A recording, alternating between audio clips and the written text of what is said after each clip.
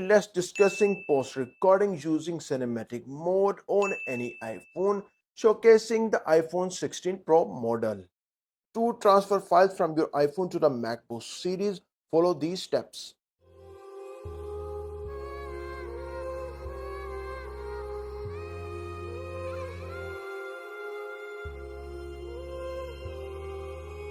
After recording in cinematic mode, the iPhone provides two files, IMG 5182 and IMG E5182. It is recommended to always use the file that start with the letter E, as it contains information about the aperture size and ISO level that you selected during recording.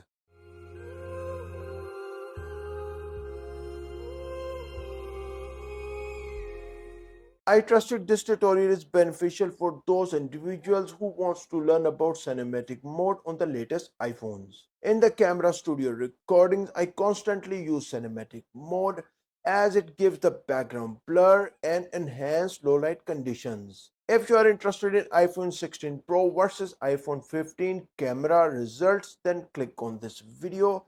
Thanks for watching and I will see you in this video.